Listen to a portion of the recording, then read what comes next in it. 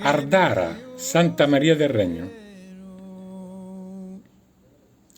La chiesa fu cappella palatina dei giudici Torres.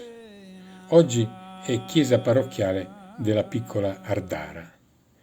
Questo ovviamente non toglie nulla alla bellezza, all'importanza di Santa Maria del Regno, che fu eretta nell'XI secolo per volontà di Giorgia, sorella di Gonnario Comita, giudice di Torres e Arborea. Fu consacrata nel 1107 ed è stata edificata in trachite ferrigna, cioè basalto, ad opera di maestranze pisane. L'interno, a pianta rettangolare, è diviso in 3 navate da 2 imponenti serie di colonne.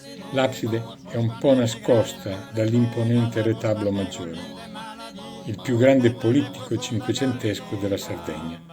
Bello anche il pulpito intagliato.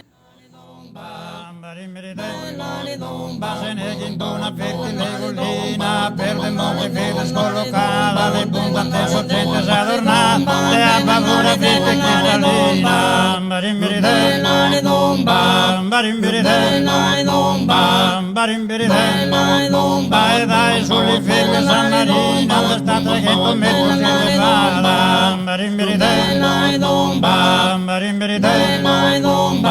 barimbiridè, vale sabunte sul monte considera che si dai casi sa Sardegna intera, barimbiridè, barimbiridè, tutta stua profita Giulia, se chi sono esposora a pensare, prosegui in campagna pascolare, la samba stua manna se bugia, barimbiridè, barimbiridè, uno di orgoglioso sì, adesso schimata sai studiare, barimbiridè, barimbiridè, barimbiridè, la domba.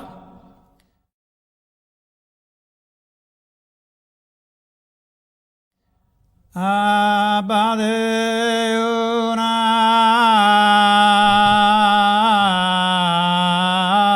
vischina abide kervo de abbassa